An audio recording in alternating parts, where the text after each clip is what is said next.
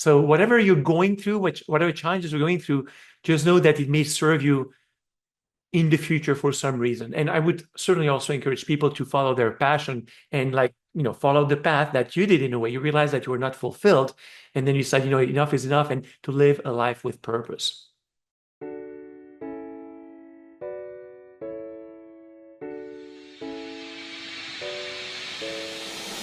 Welcome to Give a Heck. I am your host, Dwight Heck, and for much of my life, lived my life in quiet desperation, wondering how I was going to pay the bills, take vacations, save for retirement, and one day wondering if I would get off the hamster wheel of life and have purpose.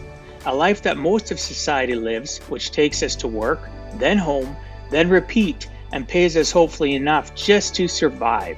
The harsh truth that most live with more months than money and have no idea how to live life on purpose, not by accident. This ensures the mass majority are living not just financially broke, however emotionally and mentally as well due to financial pressures. In each episode, I will introduce you to thoughts, ideas, and guests that can help you to learn how you too can live life on purpose, not by accident. Good day, and welcome to Give a Heck. On today's show, I welcome Mike Fink. Mike is an author, coach, and the inventor of the Decoding Grid, a revolutionary clarity and decision-making process. His work primarily focuses on helping women considering divorce who are stuck in indecision because they fear they'll make a mistake they'll regret. With a deep understanding of their unique challenges, Mike guides them through his process, enabling them to get clarity and certainty about their marriage in 30 days or less. With over 2 decades of experience in personal development, Mike holds a Master of Science in Psychology from Yale University. He is a world-renowned coach and personal development expert. In the first part of his career, he helped more than 110,000 people across 157 countries achieve goals they once thought were unattainable. Following a painful turning point in his life, Mike created the Decoding Grid, and since 2021 has been dedicated to sharing it with the world. He's also the author of a groundbreaking book, Divorce Decision Decoded, the revolutionary process for women to make the right decision with confidence. Originally from Europe, Mike has lived in 5 countries, including the United States, before settling in Canada. His English accent is a unique blend, often perceived as French. I'd like to welcome you to the show, Mike. Thanks so much for agreeing to come on and share with us some of your life journey. Thank you so much for having me, Dwight. It's a pleasure to be here. Yeah, I'm excited about this conversation. So the things in life, like we talked about ahead of time, me being my number one fan of my show because I get to select and have on people that I think are fascinating, right? And I look forward to us sharing with the listeners and people watching your unique story, your unique blend of life challenges, life, not even challenges, your life achievements that have gotten you where you are today. One of the things I like starting with, though, and my listeners are used to, and as I mentioned to you, I like talking about a person talking about their origin story, because really at the end of the day, we are all unique creatures. And really, the more people I interview, the more I've developed my own practice, my finance practice in dealing with clients. Our origin from our earliest recollections really does shape who we are. So, Mike, do me a favor and share your origin story. What key things from your childhood to adulthood that led you to where you are currently? That's such a great question, Dwight. In fact, I have several origin stories, but this one is, as you say, we have like a roller coaster. Sometimes you go up and down and up and down.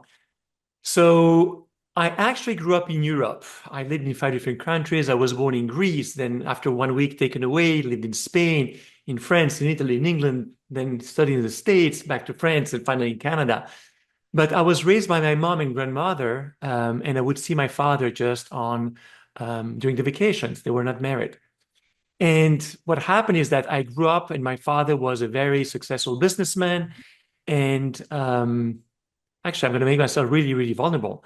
But he was married with a woman he had me out of wedlock because his wife could not have children. And he was so successful that he said, I achieved so much in my life, and I'm going to die maybe one day without having an heir to leave what I've built. So that's why I was actually born, because he wanted to have part of him being in this world. But I grew up with my mom and grandmother. And when I was 18, my father said, okay, now you're going to come from France and Italy to Italy to study business. But the reality was that I was not passionate about business. I was passionate about psychology. And most of people in my experience who are into psychology, I think it's in the first place, and that certainly was my case, in order to try to solve their own issues. Because he was not a very necessarily happy childhood with such a stern father and always being subjected to tests. I needed to be good enough for him. Otherwise, he would not have me. He would reject me because he was this gold standard in his own eyes. And therefore, if I was not to his liking, then I was not worthy of being loved by him. So I moved to Italy. I studied business and economics. And then when I graduated, I finally decided to get a job, but where I would be recognized for my own merits, not because I was the son of the boss. So I started in investment banking. I was a financial analyst. I moved to London. And then my father, who was quite old when he had me first, but at the time he was 72 years old, and he married a woman who was younger than me. She was 22 years old. And I would just let you imagine why this young woman married an old rich man. And at that time, he just picked up the phone and then he called me one day and he said, Mike, I have a new wife. I have a new life. That's it. I don't want to know anything about you anymore. You're going to take care of your mom, your grandmother from now on. Goodbye, good luck. And he hung up the phone. And as you can imagine, that was like an atomic bomb had gone off in my life. And this was one of the worst days in my life, but that eventually turned out to be one of the best things that happened to me. So after I had this for a couple of years, I was trying to mend things with him, to try to understand, what I had done wrong, but to no avail. And one day, and I'm going to make a small parenthesis, because human beings have almost an infinite capacity for denial. And I was always hoping that my father would one day turn from this terrible father into this good father. But one day, somehow, something clicked in my mind. I realized, you know what? He's never going to change. Every time I see him, he always asks me the same questions. He tells me the same things. And I am under this delusion that one day he'll turn out to be a good father, but that's not the case. So that moment was a game changer for me because I decided to follow my heart finally, because I had done business because of him, and to completely change careers. I was doing management consulting at the time, and I decided that I would go and study psychology in the United States, and I did. So that was phase one of my life. Am I making myself vulnerable enough so far? Oh yes, absolutely. What an amazing. Before you go on to phase two, unless phase two includes your father, did you ever hear from your father again? Well, unfortunately, yes, because there were a lot of lawsuits. It got really, really ugly. He wanted to evict my mother and my grandmother from the apartment where they had been living when I grew up. And then there were some paternity lawsuits. It got really, really ugly. So unfortunately, I never got to see him until he died. And that's how the relationship ended with him on that front. But I mentioned that what could have been the worst, or what felt like the worst thing that happened at the time, to me, turned out to be the best possible thing, because through that challenge, I was able to really shift careers and follow my passion. And, I was good at what I was doing in terms of investment banking and management consulting. And I was making good money, but I always remember that when I decided to change careers, I felt such an excitement. The moment that I made that decision, everything clicked into place. Like my head, my heart, and my gut were all aligned, and it felt right. And mind you, I didn't have the money to stop working, take care of my mom and grandmother, and go study in the United States. So stop working, pay for tuition, living expenses, and somehow, and this could be a story for another podcast, I found a way to make that happen. And I remember that I went from a situation where I was always in the best hotels as a management consultant, fining and dining, in the best places. And when I got to Yale, I was in this graduate dorm in one small room with a small table, a chair, a small bed, and a shared bathroom. And the contrast was so stark. But every single morning I would wake up, and maybe my professors thought I was a bit too much because I went to see them. I said, "You have no idea how happy I am here. I'm finally following my passion in studying psychology. I'm so happy to be here." So that was such a contrast from having gone to what seemed to be the worst to, what turned out to be a new path in my life that then led me to, so many better days and fulfillments with ups and downs like everybody. But definitely, there's a story about this Chinese man, you may know about it, where he has some horses, and one day the horse escapes, and all the other farmers come and say, "Oh, poor you, your horse escaped." And the Chinese farmer says, "Who knows if it's a good thing or a bad thing? We'll see." And then 3 days later, the horse comes back with a bunch of wild horses, and they all come back. And now all the other farmers say, "Wow, you're so lucky. You have many horses now." And the Chinese farmer says, "Well, who knows if it's a good thing? Maybe it's a good thing, maybe it's a bad thing." And then his son tries to tame one of the wild horses, and in the process, he falls and breaks his leg. So all the other farmers come and say, "Oh, it's terrible. Your son broke his leg." Well, who knows? Maybe a good thing or a bad thing. And then the war comes, and they're drafting young men to go to war. But because his son has a broken leg, he cannot go to war, and so on. So that's why I'm sharing this story, is that you don't know why things happen. I really do believe that things happen for a reason. And even Steve Jobs says you can collect the dots only with hindsight. So whatever you're going through, whatever challenges you're going through, just know that it may serve you in the future for some reason. And I would certainly also encourage people to follow their passion and follow the path that you did in a way. You realize that you were not fulfilled, and then you decide, enough is enough, and to live a life with purpose. No, absolutely. I love how you talk about the fact that really you were talking to the people at school and how excited you were. Well, that's what happens when you follow your passion. When you follow something, it's easier to get up in the morning. It's easy. You have a spring in your step. You smile. You're really, at the end of the day, you could be a really kind, gentle human being. But when your passion is ignited, you're even kinder. You're even more humble to the surroundings. You're more aware. I find that when I found my passion for life, I even had more gratefulness, right? I'd wake up with gratefulness. I'd go to bed with gratefulness. Even I still practice both morning and night. And sometimes during the day, if I'm struggling, I have to do that, have that realization and that reflection that, well, this happened right now. And that really wasn't very good feeling, but where is it going to go? And you talked about that. I totally agree with what you said. Things happen for us, not to us. We don't know why it happened. Like that, you talked about that Chinese farmer. We don't have a clue. The problem is we're a society, I find, that really wants things to happen, instant gratification. We feel entitled to having things immediately and to understand. And really, can we? I don't have a crystal ball, neither do you.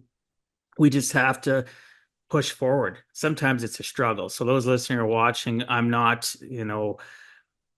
saying that we can't be somebody that looks at your circumstance and goes like the farmers did to that other farmer, "Oh, too bad." And he's just saying, "Well, I don't know, maybe it's good or bad." That's what we need to all be like. If you're in your life and you're having struggles right now, you don't know what's around the corner, right? You don't know what's going to happen. So be grateful for the simple things. You woke up, you have another shot. Oh, you had a negative moment yesterday or a negative moment this morning. Well, this afternoon's completely different. What can you do to take that next baby step, right? To stop being at the bottom of the roller coaster and start being at the top. Absolutely. Absolutely. So do you want more of the Oh, absolutely. I'm enjoying every minute of this. Go for it. So after that, I studied psychology. I was full of passion. I started working in the field of neuro-linguistic programming, hypnosis, personal development coaching. And I would say that I had about 2 decades in that field. And that's how I got to help a lot of people through programs and just being able to have a small impact in this ripple effect.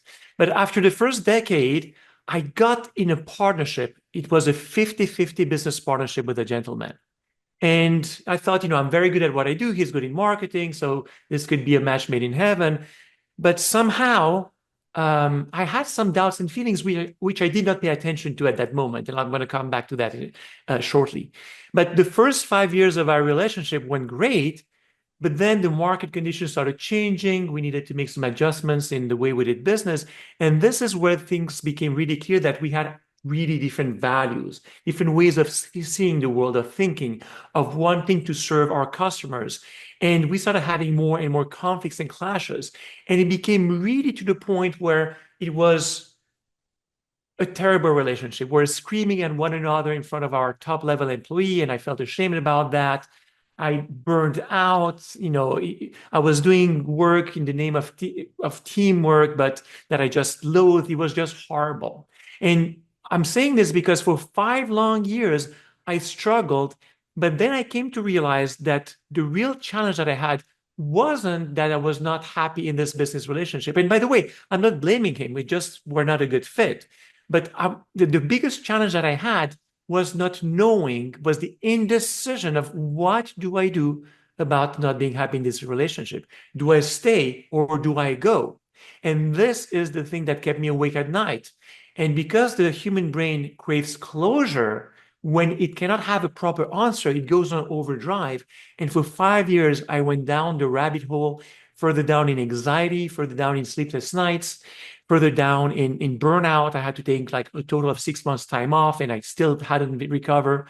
And it kept going from bad to worse. And then what happened is that I hit my 50th birthday, and that's when I decided to make a life review. So I kind of looked at, my life and the decisions I had made, and I realized that, of course, I had made many mistakes in my life, but in general, the big decisions, like moving to Canada, for example, or getting together with my spouse, I got all my big decisions right, except for two. One had to do with a family decision. The other one was having gotten a business partnership with this gentleman. And when I looked at it, I realized that there was a process that I had developed over the years to make those important decisions, and that for some reason, even though I had those gnawing feelings and little voices that something was off when I decided to get into this business partnership, I did not pay attention to that.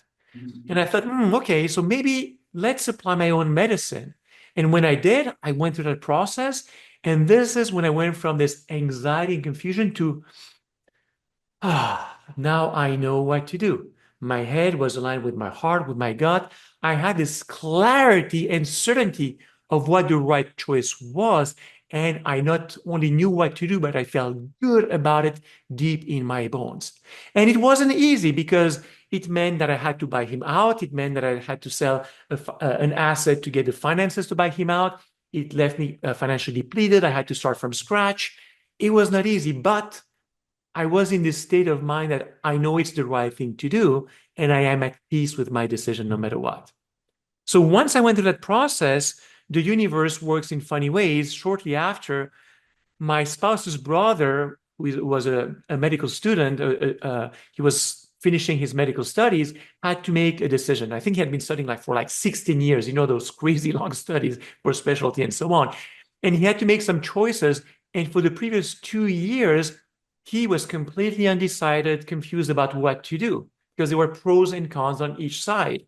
And he kept thinking about it up to the point where he had nausea. He had done Excel spreadsheets, had read articles. He had tried everything he could to make a decision, and he was just more confused. He couldn't sleep at night. So I said, you know what? Let me take you through my process, which, by the way, I have now also improved. And when I did, in 2 hours, I took him from this place of confusion and anxiety to clarity and knowing what to do. And he told me that it's almost as if I had been in a pitch dark room, bumping against furniture and hurting myself. And he just flipped the switch, the light switch on, and now I can see clearly. And when I helped him that way, that was a big aha moment that I had put my finger on something really revolutionary. And that's when I pivoted my life mission. I went and I completely transformed my life mission. I said, you know what?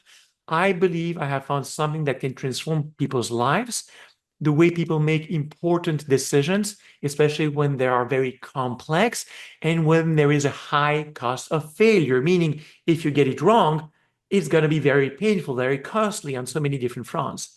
And then I thought, okay, who can I help? And in a way, I had gone through a divorce myself, even though it was a business divorce. But divorcing is one of the toughest decisions that a human being can make because it affects not only you, but also your kids, your spouse, your family. It affects you on so many different fronts, emotionally, financially, psychologically, professionally.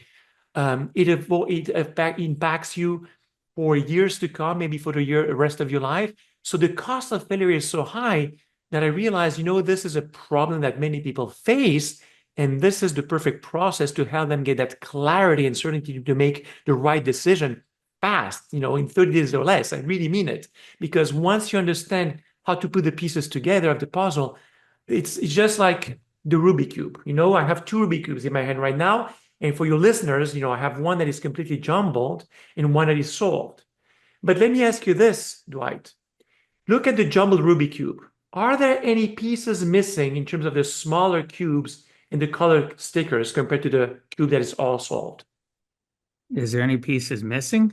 Yeah. Well, all the pieces are there. They're just not organized. Bingo, you got it. But all the pieces are there, they're just not in a proper sequence.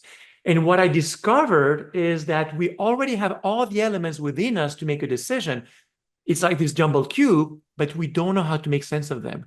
But what I discovered is the algorithm, even if you don't know how to solve the cube, today you go on YouTube, you will Google how to solve the cube, and there's a person who tells you how to turn the face this way, this way. And when you apply the algorithm, you always end up having a solved cube. And it's the same thing with our decision. So ever since I've pivoted my life mission, and again, 5 years of misery, right? I always say that this process was a result of 2 decades of expertise and 5 years of pain and misery. But now I've been able to connect the dot, and I decided to help women, especially with divorce, because at least in the United States, 69% of divorces are initiated by women. And also, I've worked with men, and I still do, and whatever I will share today is also applicable to men, is also applicable to other kinds of decisions like, should I quit my job or not? Should I buy this house or not? Should I get into a business relationship? Should I hire this person?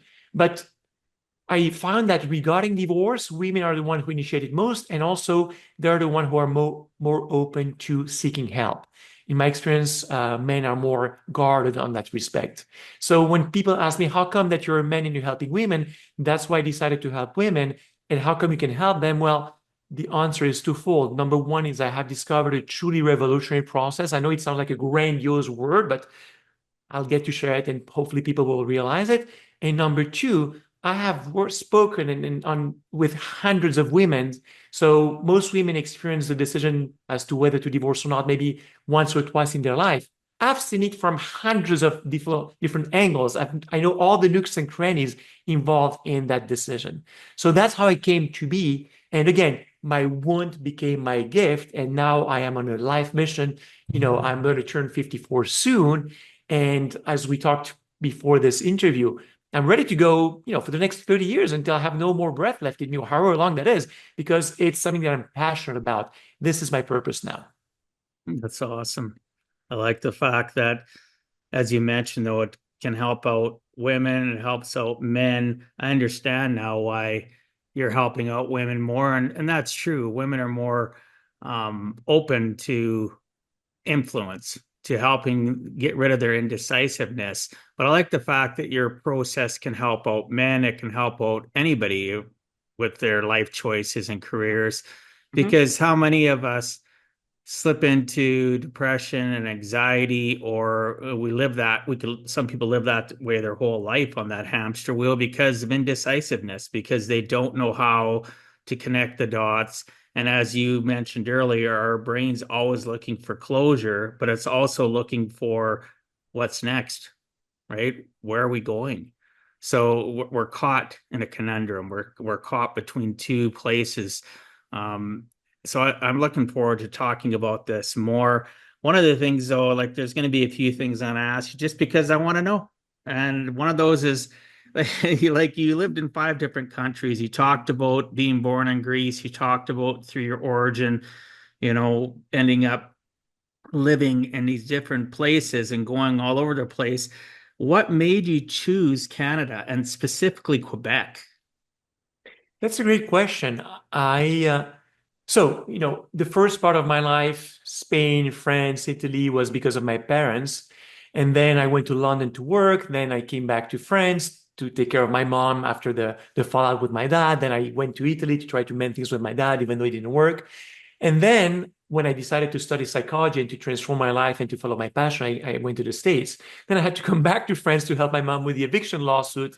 So all those things were kind of not, I mean, I always made a choice, but there were some things influencing me. But at that point, when I was in France, I said, you know what? And I did apply my process, by the way, to choose where I would live. And I took the map of the world and I said, where do I want to go next? And I had a whole set of criteria, things that were important to me. Now, I did like North America because of the entrepreneurial spirit. This is something that I find is lacking in Europe and or is not as much appreciated. And I also like the fact that, in North America, there's this idea about, you just said it yourself, what's next?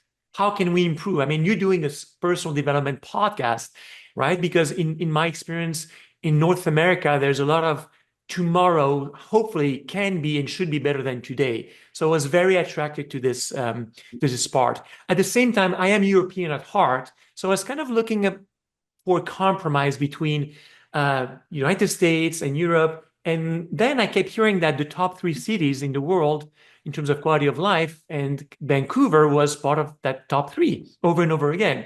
So I said, let me check out Vancouver. So in 2010, I went and I decided to spend a couple of months in Vancouver.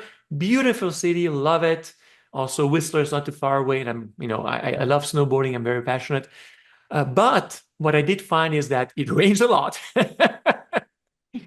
And also that culturally, I didn't quite resonate.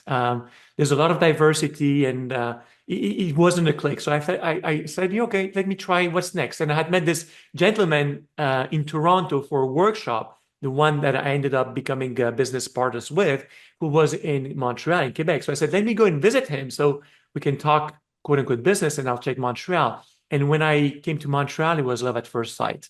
Something in the air, there's the old town in Montreal. There's this kind of European part of the city, but also all the culture, with also the North American one. So it just happened to be a good click. And then I decided to move to Canada. And a year later, I met the love of my life, and here we are.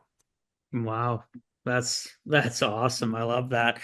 Yeah, Vancouver is an acquired taste for many people. I know a lot of people that live in Vancouver, and the pace is too quick for me.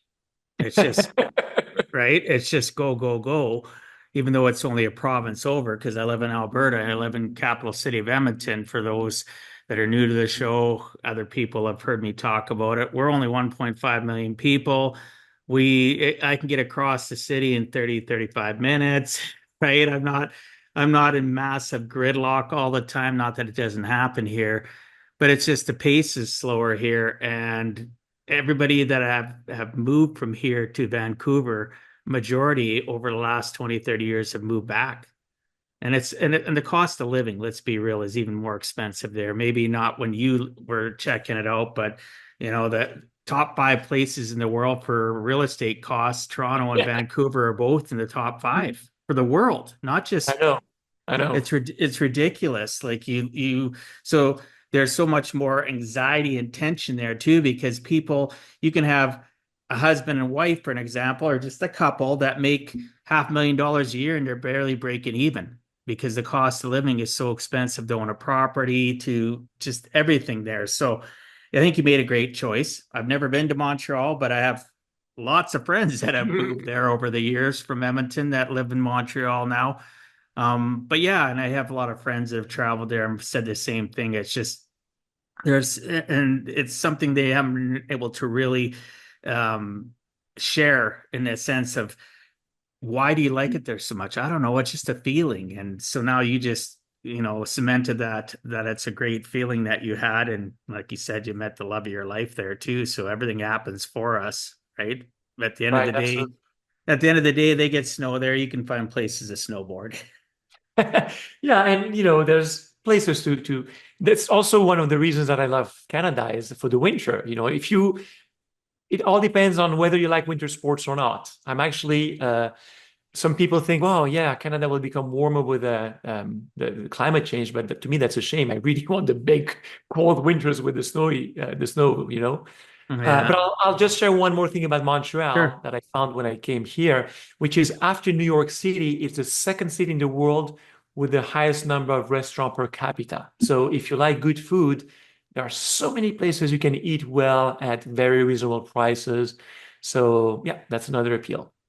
Awesome. That's fantastic. Maybe my first trip to Montreal. You and I got you'll take me one of those beautiful places and check it out.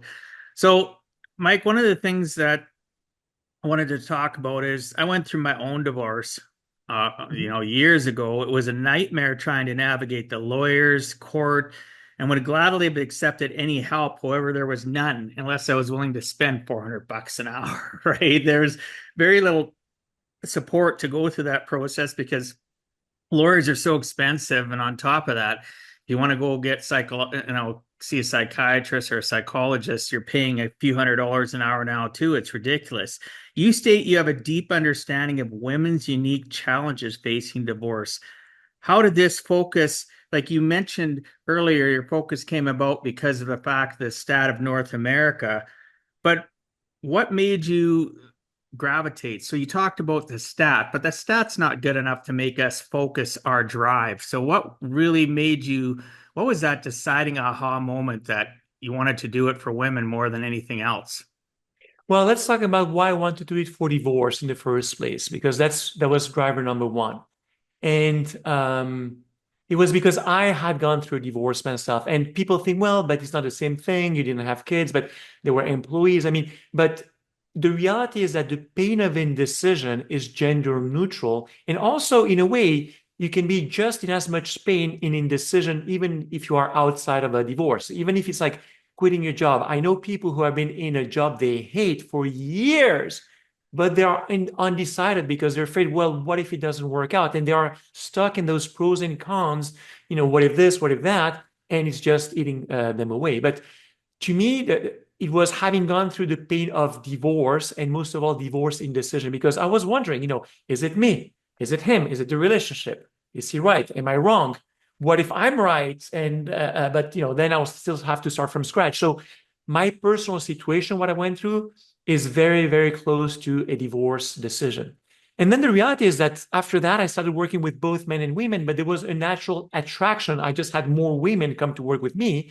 And then I decided, it makes more sense for me to really understand this category better. And this is how it came. So it's not that I chose the numbers chose me, if that makes sense. Well, no, that's exactly what I wanted to know. That's fantastic because as I mentioned before we started recording this show, usually people that are great at conversations, great at being vulnerable, a lot of things come out that I don't even have to specifically ask. But I was just curious because you had brought up that 68%, what made you desire to help women. But it also goes back to what you said too.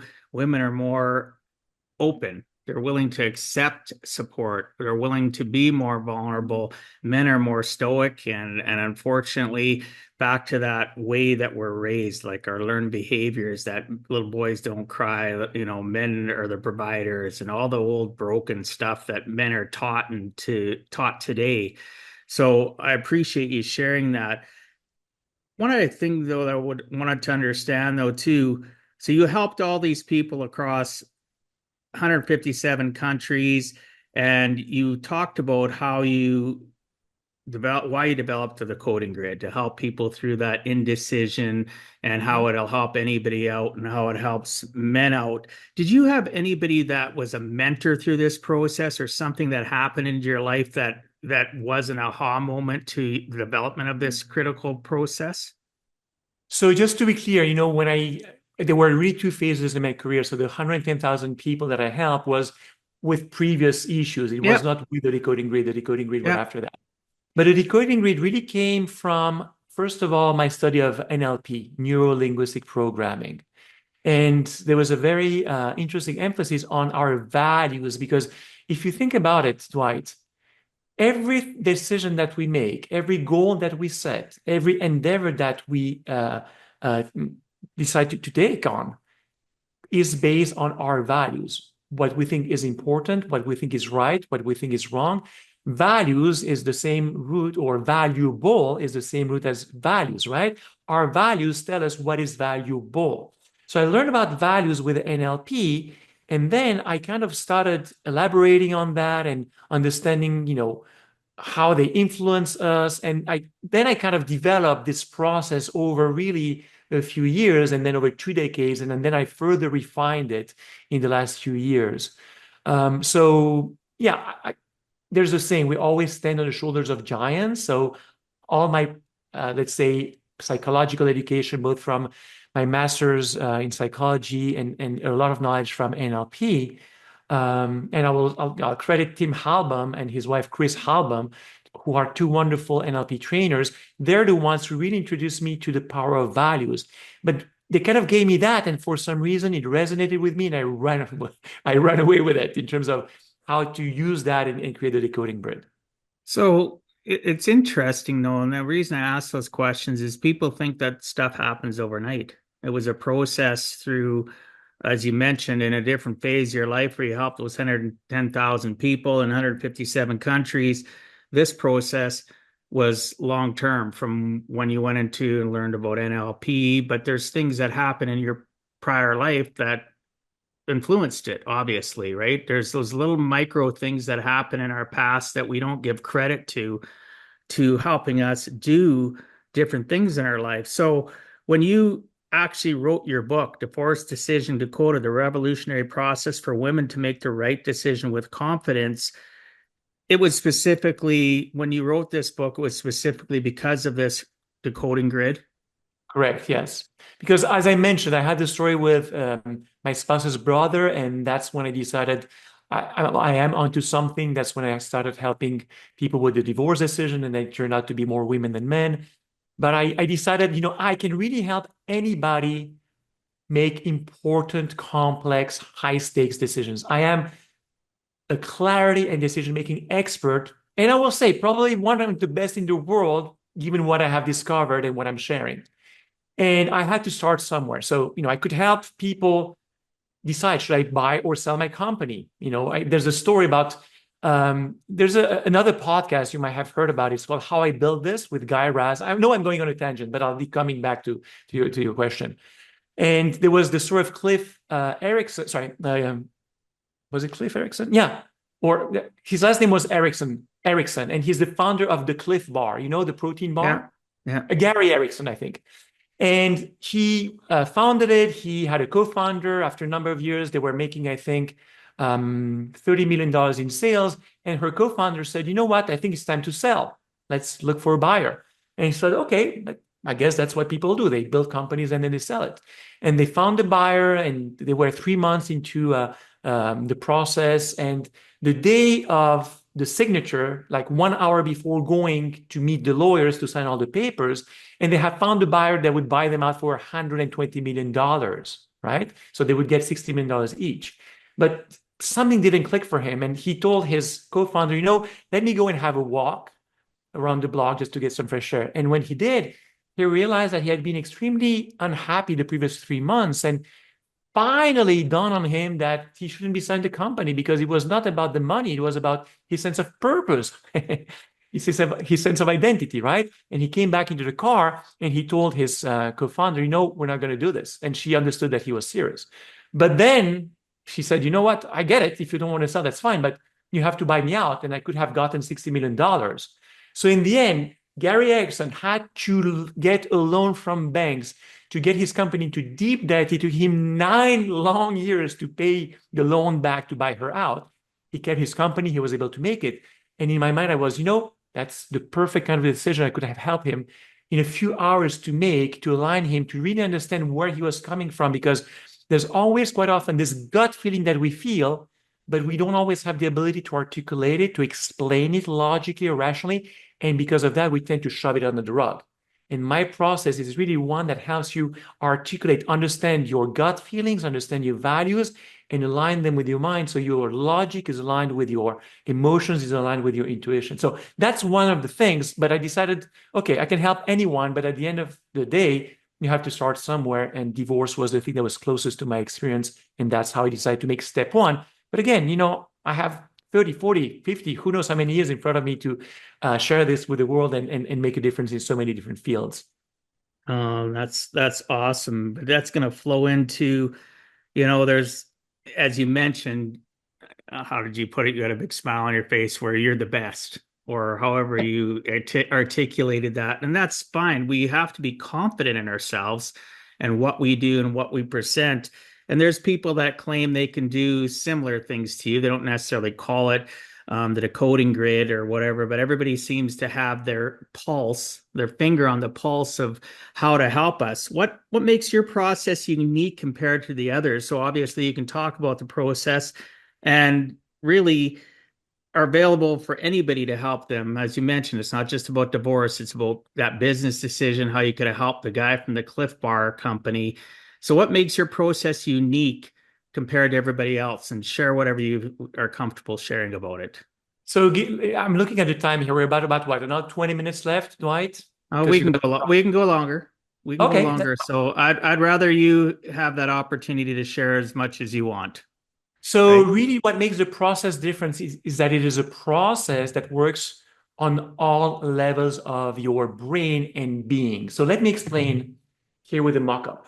So we have here a brain, and for your listeners, imagine the brain as a cone of ice cream with three scoops of ice cream, one layered on top of the other. And the first scoop at the bottom of the brain, we have what's called the primal brain, the old brain, the reptilian brain. Have you heard this term before, Dwight? Okay. Yes. This was formed 500 million years ago. You'll understand why I'm giving you those stats. The second scoop of ice cream on top of the first one, the second layer in the brain, is the emotional brain in charge of our emotions, which was formed 200 million years ago. And the last part of our brain is the rational brain, the neocortex. It's in charge of logic, reasoning, and language. And this part of the brain was formed 2 to 3 million years ago. Okay, I'm going to come back to this in just a second. I want to say that the reason, one of the things that makes my process so unique is that it addresses all parts of your brain, because whenever you are faced with a decision that is very complex and very high stakes, very high cost of failure, most people are under the impression that they are free to make a decision. But here's the kicker. You're not free. You are under the dominion of your old brain, the reptilian brain. You have to recognize the reptilian ruler. Now, why am I saying this? Because the old brain is in charge of your survival. And that means that it says, you know what? My first job is to protect you short term. And the best way to protect you short term is by keeping you in the status quo. Because if you have a decision to make where potentially you could get it wrong, and the consequences could be catastrophic. And let's talk about divorce. If you get it wrong, then maybe you will regret it for the rest of your life. Maybe your children will blame you. Maybe you will lose the relationship with your children.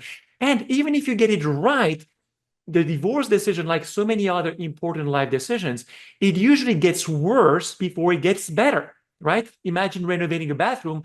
You have to tear the bathroom down first. It gets messy, it gets dusty before you build up a new, better bathroom. So your brain is facing two options, where one option is like, if you get it wrong, it's catastrophic. And the other one is just the status quo. And the slogan of the brain is, when in doubt, wait it out. This part of your brain is in charge of the fight or flight response, but also the freeze response. So the reality is that most people are stuck in indecision for years or decades. One of my clients, the record that I had, she had been stuck for 32 years in her marriage, not knowing what to do. It's very simple. It's because if you don't make a decision, technically you're off the hook. You can still say or justify to yourself, I need to think about it. But if you make a decision, you have to face the consequences, which means that if you get it wrong, maybe your children will blame you, you'll blame yourself, you'll feel guilty, your spouse. You have to face a lot of unpleasant things. And unless you have absolute certainty, your brain will keep you stuck. Does that make sense so far? Right? Absolutely. Absolutely. Okay. Perfect. Just so the listeners understand, Mike is pointing out the reptilian part of your brain when he's talking about flight and fright. you know what I mean, the fight or flight. So it's important for them to understand that because again, viewers will see that, but listeners won't. Thank you for pointing that out. Yes, it's the fight or flight and freeze response. So what is the antidote to being stuck in the status quo? Because even if it's terrible, the devil that you know is better than the devil that you know, the fear of the unknown. And the antidote to that is certainty. Now, you may have heard about some people who have gone through divorce immediately. Maybe some women just decided to divorce right away. There was no time agonizing. They were just certain it was the right decision. But in those examples, most of the time, something happened that I call there was an instant deal breaker.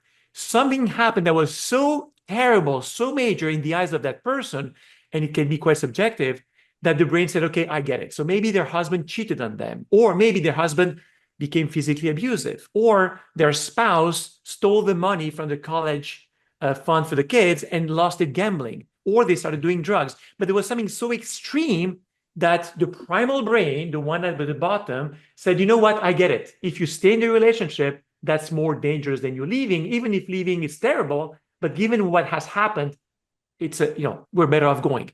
So when that primal brain has that certainty, that's when you can move on.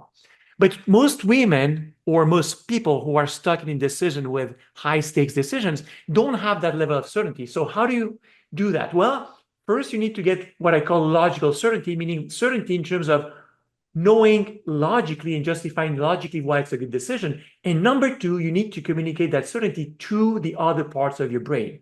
So I'm going to answer now. What makes my system unique is that, number one, I know how to get to certainty, and I'm going to share how, but then I discovered how to communicate that certainty to the parts of your brain. More to come, more thought experiments, more surprising data here. So just a teaser. How do you get certainty? First of all, you need to gather all the pieces of the puzzle. You need to understand what values are driving your decision. So in the case of a divorce decision, what I have my clients do is gather all the things that are important to them in their ideal spouse, in their ideal relationship. Because the reality is that when your values, when your needs are being met, we feel happy. If you value somebody who is physically affectionate, well, when that person displays physical affection, you feel good. If that person never displays physical affection, you feel bad because something that is important to you is missing. But it could be being someone who has a great sense of humor, somebody who likes music, or somebody who likes traveling, right? I mean, you travel quite a lot. So yeah, I imagine that for you, being with a person who likes to travel would be important. The reality is most people focus only on a small number of variables and not on all the relevant variables. So let me ask you, and it's kind of a catch question, I know, but if you were to make a guess, Dwight, in your opinion, how many things do we value in our ideal spouse, in our ideal relationship, in terms of the number of things, the number of values on average that are important to us? For me, I'd say at least 10. That's a great answer. And in my experience, it's between 20 to 30 things. It's incredibly consistent, but most people have between 20 to 30 things that are important to them. And yet they focus just on a small number of them. I had this client, Felicia. Her husband had cheated, but all that was going on in her mind was, he cheated on me, I can't do this, but he's a great dad. Bing, bong, bing, bong. Just this kind of endless loop between just a couple of variables. So step number one, you need to gather all the pieces of the puzzle in the same way that you need all the pieces of the Rubik's Cube to be able to solve it. Does that make sense? Yeah. Okay. Now, once you have the pieces of the puzzle, step number two is creating some order, because the reality is that most people are stuck between the pros and cons. If I leave, this becomes better, but this becomes worse. If I stay, this becomes worse, and but I have this in exchange. And people are stuck in this loop of pros and cons because they may have a sense of at least some things that are important to them, but they don't know which ones are more important versus less important. Like even Gary Erickson, he knew that that money was an important thing, but he also had being an entrepreneur or caring for his employees or having a purpose in his life be important. But he had not clarified exactly with precision what was what. So step number two, so the step number one, I call that value mapping, meaning gathering all the pieces of the puzzle. Step number two, I call that categorized ranking, meaning you take all your 20 to 30 values and rank them from the most important to the least important one. Now, that's not easy because when people try to do it subjectively, it keeps changing all over the board. But part of the thing that makes my process unique is that I have developed this step-by-step process that will make you rank any number of values from the most important one to the least important one, always in the same order. It will always be your final answer, no matter how many values you have. So once you have that clarity, then you can distinguish between what is essential versus optional. Because if you don't know what is essential versus optional, you don't know what you can and cannot compromise on. And that's why I'm saying that marriage counseling is like putting the horse before the cart, because people go and try to do marriage counseling. But if you don't have clarity first in terms of what is essential versus optional, it could make things worse. Because if your husband says, you know what, I'm committed, I'm going to make efforts, or your spouse, and they end up making changes, but the changes they make are on the optional front and not on the real needle movers, it's worse. Now they made efforts, they made changes, but it doesn't change the game for you. You're still unhappy because the essentials have not been fulfilled. And now you feel worse, more guilt because they have made changes. Does it make sense? Yes. So you really need to understand this distinction between essential versus optional. Another step is to understand whether there are any what I call cumulative deal breakers, meaning things that if they are there, but for the long term, may be acceptable in the short term, but not over the long term. So that's an additional distinction. But I have this saying that values are not an equal vote to democracy. They are a military hierarchy. And let me guide you through an example. Let's say, Dwight, that you are looking for your dream house and you have 20 things that are important to you. And one day, somebody comes and tells you, hey, Dwight, I have found your dream house. It has 19 things out of 20. That's 95%. Is that, and they say that's your dream house, but 19 out of 20 things. Is that a good thing or is that a bad thing? Personally, I think that would be fantastic. You know what? It's a very reasonable answer. And the answer is it depends. What if the one thing missing is that this house is located in a different city and province than where you want to live? Oh, that could be a deal breaker. Like Exactly, you were saying, right? right? So it's not how many values are fulfilled, it's which ones are being fulfilled. Does that make sense? Doesn't matter Yes. how many soldiers you have. You may have many more soldiers than generals, but the generals are the one who decide. That's why I'm talking about a military hierarchy when it comes down to values. So step number two is really understanding this distinction, and that starts to get you like really good, clarity and certainty in terms, okay, now that I know what my essential values are, how many of those are being fulfilled or not? Does that make sense so far? Yes, it does. So the next step, and this is one thing that really makes my process so different from anything else, is communicating that logical certainty that this process can give you to the other parts of your brain. Now, if you remember, the old brain, the primal brain, was developed 500 million years ago. That's the part in charge of the survival.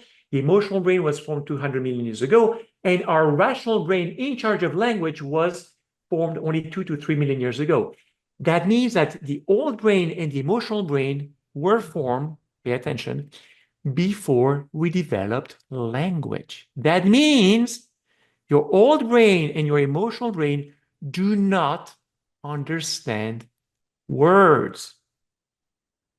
So let me ask you this. What do the traditional solutions that people seek when they seek clarity have in common? Whether it's talk therapy, marriage counseling, talking to a lawyer, talking to friends, what do all those other solutions have in common?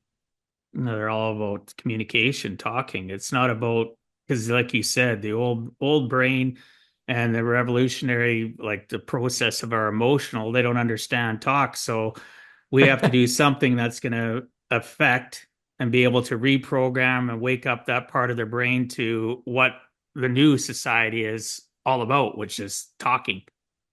Well, I mean, there are ways to do that, but the way most people seek solutions and clarity and certainty is just with one part of their brain, which is the rational part of the brain. But if you just use that part of your brain without using also or getting on board the emotional part in your primal brain, it's like trying to run a race, hopping on one leg instead of running with two legs. You don't run just twice faster. You run exponentially faster when you use two legs versus just one, right? And it's the same thing when you use all parts of your brain. So if language and words are not understood by your emotional and primal brain, then how do you communicate with them? And rather than me giving you the answer, let me find your answer. Let me guide you to find your answer. So I'm going to guide you through a thought experiment. So I know that you have grown-up kids now, but let's imagine that at some point you had a kid in middle school and you learn that they are being physically bullied by another kid in school. I would assume that you'd be very upset. Is that a fair statement, Dwight? Oh, absolutely. Okay. Now, let's take this piece of information. I'm going to explain to you or give you the same exact piece of information, but in 4 different modalities. Modality number 1, scenario number 1, somebody comes and tells you, Dwight, your child is being physically abused by another kid in school, but you don't know what this other kid looks like. You would be upset, correct? Yes. Okay. Modality number 2, scenario number 2, a person comes and tells you, Dwight, your child is being physically abused in school by this other kid, but this time you know what this other kid looks like. How is your level of upset? Less, equal, or more? Depending on what they look like, size-wise, and what they, their stature, I could be more upset, or I might be maybe not as upset. It all depends on what I'm visually seeing. Ah, interesting comment. Very good. I'm going to put that in parentheses and we'll get back to that. Because the thinking behind that is because if you think that if you know that they're small, maybe you think, well, he can't really do much harm to my child. Is that the reasoning behind it? Yes, and there could be, if this child's smaller, what did my child do? Like, I'm not hearing the whole story. Why did this other child do this? Right? There's more information required for me to. But at this point, I could be upset, but I might not be enraged. Right? Okay. It could be completely. It's based on facts. Again, my personality, I like facts. Right? I like seeing things. Well, but facts can be expressed in different ways. So let's keep with the thought experiment. Okay. Scenario number 3, a person comes to you, and this time they don't see anything. They just show you pictures of your child being physically abused by another child in school. How is your level of upset this time? Lower, equal, or more? More. Last There's scenario. no context. There's no context. Last scenario. You drive to school, you get off the car, and you physically see with your own eyes your child being physically abused by another kid. What is your level of upset? Less, equal, or more? Probably the same. I'm going to be upset, right? I'm not going to be any more enraged than prior to just seeing a photo of it or a video. I'm going to be just as upset. But you'll definitely be more upset in the last 2 scenarios than the first one, correct? Oh, absolutely. Absolutely. So let's think about this for a second. Isn't that interesting? Because it's the exact same piece of information. It's the exact same fact. Your child is being physically abused or bullied by another child in school. The difference is the level or your ability for you to visualize that specific fact. In the first modality, you just heard about it. In the second one, you heard about it, but you knew what the other kid looked like, so you could visualize it. And you even said, I could visualize it. Third scenario, you see it with images. With images, you see pictures. Fourth scenario, you see it with your own eyes. So your emotional brain and primal brain, it's not words that they understand, is images. It's the visual communication. You feel it when you see it. In fact, have you ever had the experience where you watch a movie and you already know logically that it has a happy ending, and yet during the movie, you cannot help but feel the struggles and the anxiety. And, if it's Rocky Balboa, when you see him being pummeled by Ivan Drago, you're like, oh my gosh. It's only when you see the ending that finishes in a happy ending that you feel happy, even though logically you know that. With women, I use the example of the movie The Notebook. You know that Noah and Ali will get together and have a beautiful love story. But before you see it at the end, you live all the struggles and emotions and difficulty. Why? Because it's only what your emotional brain and primal brain see that they feel. Does that make sense? Yes, absolutely. Okay. So step number three, first we said value mapping, then categorize ranking. Step number three is relationship decoding through what I have called, the term that I have invented is the decoding grid. You use your values, you use the ranking that you have established, which ones are essential versus which ones are optional. In a visual way, you create a visual map to start assessing your spouse. Because then what you can do is you go through every single value. And because in step number one, you not only determine what was important to you, but also how to know when it was fulfilled or not. Then you determine whether that value is being fulfilled and you color code it on this visual map. And once you go through all the values, all of a sudden you have this clear, immediate picture of your entire relationship. And you immediately see, is the essentials values, meaning the part of the map that I need to have fulfilled for me to be happy long term. Is it in the red zone, in the blue zone, or in the green zone? And red means not fulfilled, blue means okay, green means yes. And right away, you have this kind of not only logical information, but also emotional and gut feeling in terms of the state of health of your relationship. And then you can combine the logic with the emotions and go and see, okay, how many values are not being fulfilled? So let me give you this example of Kate. So we did this work and she had 22 things that were important to her, 17 were essential. And when we looked at all the values from a statistical point of view that were being fulfilled, it turned out that 70%, 70, of the things that she wanted in her ideal spouse were fulfilled. The problem, though, was that that meant that she had 7 things that were not fulfilled out of 22, but all those 7 things were part of her essential area. Even worse, 4 out of her top 5 values were not fulfilled. And when she had that vision, that clarity, she had that clarity and certainty, like, now I get it. Now I get why I had been so unhappy, because the most important things for me were not fulfilled, even though he had all the other things going on for him. Hence the confusion. There were pros and cons.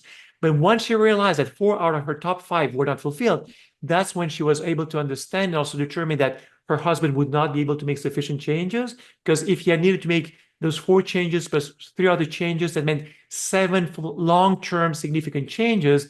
That's quite difficult. She realized he would have needed what I call a personality transplant. He would have to become a different person to be sufficiently different for her to be happy long-term. And that's when she was able to make a decision that, okay, now I feel at peace with my decision. I know I can never be happy long-term in this relationship.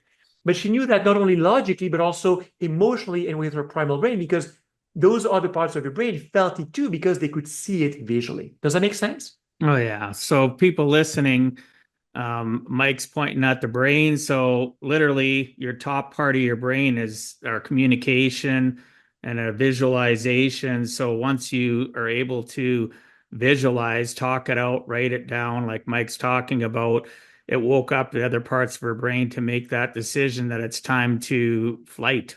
It's time to leave that circumstance because it's going to take too much effort. Obviously, I'm summarizing it, but it's going to take too much effort for her to be able to give him a personality transplant. She had to visualize it. And by you doing that color coding, right, from red to blue to green, it's giving people that emotional connections, visualizing it, connecting it so that the parts of our brain that don't do it through auditory are catching the emotional part of it when we connect to that visually, right? So Absolutely. If I explain that correctly. No, you did a very good job at summarizing that. Now, there's one very important piece that I want to point out is that the decoding grid does not, using this decoding grid and this visual assessment process that I created does not always mean that you need to divorce, because it's just what comes up from the grid. Sometimes I remember this woman, she really thought she needed to divorce because her husband was very messy. He always left the dirty dishes in the sink and he would put the laundry on the floor, and she would always, nag him and try to have him change and so on. But when we went through that process, it turned out that she had 22 things that were important to her, and having a tidy husband was number 21 out of 22. It blew her mind. It was like not only an optional one, but it was the second to last. But because we're not very good at as human beings at understanding our emotions, there were other things that were important to her that were not being fulfilled, but she didn't know how to make sense of them. So she took the most obvious environmental cues to try to explain her unhappiness. But when we went through the decoding grade, through all the levels of, the clarity, the certainty, it turned out that that person was not a bad match for her. There were actually, yes, still a number of things that were essential to her that were not being fulfilled, but she could work on her. So another advantage of this process is not only letting you know what to do, but it also lets you determine with certainty whether your relationship can be saved or not. And then also know what those specific leverage points are for you to focus to make it work. Then it makes sense to go to marriage counseling because you know specifically the focus points and the leverage points to improve the relationship because those now you know are the biggest needle movers. Does that make sense? Oh, absolutely. Yes, it certainly does. One of the things, though, I found intriguing reading up about yourself and what you do is the gatekeeper part of our brain. So, how Mhm. is that involve the three levels of our brain? Could you explain Yeah. more? Could you explain to people what the gatekeeper is and how it ties into what you were talking about? Yeah, that's a great comment. So the gatekeeper part of the brain is what I was talking about earlier, meaning that we think that we are free to make a decision, but the reality is that there's a gatekeeper, which is the primal brain in charge of our survival. And until we communicate with that part of the brain, it doesn't matter what we think logically. First of all, we need to have the certainty, but the real gatekeeper is the primal brain. So you need to know what to do, why you want to do it, but also then communicate it in a way that the gatekeeper of your brain, meaning the primal brain, is able to understand so that you get it on board. Does Which that is make what sense? which is what your decoding process does. So Exactly. that makes Exactly. so much more sense. I thought I wanted to know, but the worst thing is when people are listening or watching is wondering or them having a question that I don't think to ask or the guest doesn't share. So it just I wanted to have that tie together to what you talk about because you specifically use that term gatekeeper, right? Yep. So and which is awesome. This has been a fantastic conversation. And honestly, I do longer podcasts. So if you want to share more information about the process, that would be fine as well. One of the things that you talked about too, the four walls of divorce, indecision, prison. Is that Mhm. specifically something outside of this, or is it still part of that gatekeeping? It's still part of that. I touched upon them even though I didn't reference them directly. So, for example, wall number one is that as human beings, we are not very good at understanding our emotions. So I talked about that with the example of Stacy with her Yeah. husband who's messy. Wall number two is that we focused on just a small number of variables instead of considering all the variables. That was the example of Okay. Felicia, husband who Yep. cheated. Yep. Wall number three is that we don't know what is more important versus less important, what's essential versus Which you optional. shared. Yeah. Yeah. And wall number four is that our brain is really, there's this gatekeeper that we need to address and we need to communicate it to communicate with that part of our brain because it's the one that keeps us stuck in the status quo. And will keep you stuck for years or decades unless you have the certainty that comes from clarity and from communicating that clarity and certainty to the gatekeeper of your brain. Well, that's great though, because I'm glad I asked it because now you've give a synopsis again and referring back to the stories and why it's so important that we have clarity, right? That Mhm. we don't live a life that's indecisive. I tell people that all the time. One of the biggest struggles of living a purposeful life and being um, connected to our lives is understanding it. So you've shared so much more information than I even realized Mm. that I didn't have a clue about myself, and it can help me continue to grow. And I can't imagine those that are listening or watching how you'd be able to help them in a very short period of time because we think to ourselves, oh, when am I gonna have that light bulb effect? When am I gonna have that growth moment where I know and I'm not indecisive and I know what's the next step to take, right? What's the next baby step to take? And it can take weeks, months, years. Like you said, people can be stuck in that primal area of their brain for their whole lives. And if you got the what I would call a secret sauce, or that, that golden egg that the goose lays to help people do it in 30 days or less. That's invaluable, in my opinion. Very invaluable. Remember, remember at the beginning of the call, I told you that I believe that my process was revolutionary. It is. It's And very hopefully I revolutionary. have, given enough evidence to support Oh, that without a statement. doubt, without a doubt. And for those that are listening or watching, if you're unsure, guess what? There's something called a rewind button, and you can listen to this again. You can start over. And for those that are familiar with my show notes, I also, part of the show notes is I highlight specific topics, and it'll say it starts at this point where you started talking about this, and it starts at this point. So you can actually go and look in the show notes if you're at the end of listening to this episode, and go and say, I really like this, but I can't remember where it is, and I don't want to listen to the whole thing. I suggest you listen to the whole thing again because we're very engaging. Come on. All right. So humor is always good too. So yes, you can go in and actually look at a timeline and find specific things that you maybe didn't catch, because let's be real. Some people listening to this is going to be very emotional for them. There's going to be an emotional more than a logical trigger for them, and they need to, digest it. So they want to go back and listen to something again. So that's why I make sure that's in there as well. So Mike, if you had to give our listeners one last closing message, what would you tell them in regards to giving a heck and never giving up?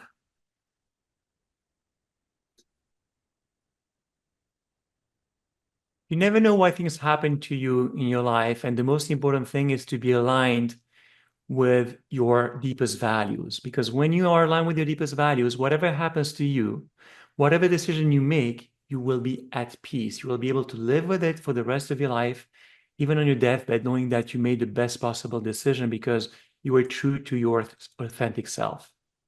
Oh, that's an excellent message. So, where does because we didn't talk enough about your book, where does a person find your book? Is it on Amazon? Can they find it where can they find it so that they can purchase it? Thank you. So it will be on Amazon soon, probably in a couple of months. I'm in the process of Okay. putting it out there, but it's already available in digital format. So if you want to get absolute clarity, then go to getabsoluteclarity.com, which is my website, the three words, getabsoluteclarity.com. And this is where you'll be able to get my book. You'll be able to find out how I can help you individually if you want to have my help. This is where I share more resources also. As the time of this recording, I have a freebie which helps people assess the impact or the real cost of indecision on their daily lives. I may change that soon to have like a video presentation where I share the 3 steps more in detail and maybe some case studies. But getabsoluteclarity.com is the best place where people can either get the book, find out more about the process, or about how to work with me. Oh, fantastic. I was going to ask you to get more specific as to where, but you've listed that off, as well as where they can find your digital copy of the book. For those new to the show, go to giveaheck.com. You'll see at the top menu, hit on podcasts. You'll see a picture of Mike. You'll see the show notes where you'll find the links to his website that he just mentioned, as well as any social media that he is on. And then you'll be able to reach out to him. I highly suggest it, because in a world of so much indecision, you owe it to yourself to be more decisive about where you want to go in life. And it doesn't mean you need to stay stuck in that job, like Mike talks about it, for decades, or a marriage and we're not looking to break up your marriage, just so that you understand. We're wanting you to be happy, because in any form of relationship, if it's a business relationship, as Mike talked about, or a marriage relationship, significant other, whether it can be friendships even, you need to be happy, because we always worry about making everybody else happy, yet we're miserable because we're not looking at our own selves and saying, hey, I deserve to have happiness. And happiness doesn't happen by fluke. It takes work, it takes decisiveness, it takes working on having that purposeful life, it takes effort. And I don't care how old you are, whoever's listening, because I do have people listening in their 20s all the way up into their 70s. It's never too late to give a heck about your life, right, Mike? Absolutely. Right? So any last final words before I wrap up the show?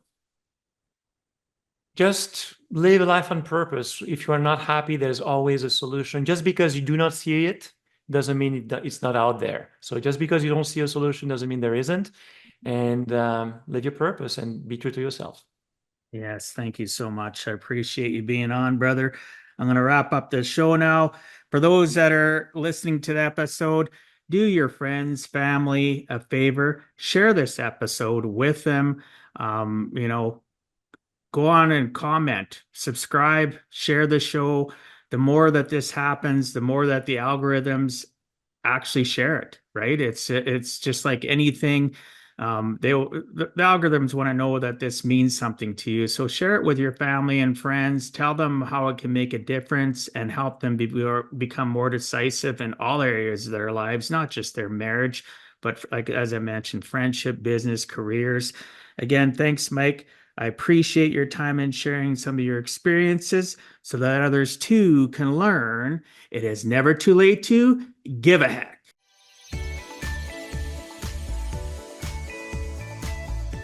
Thank you for taking time out of your day and listening to Give a Heck.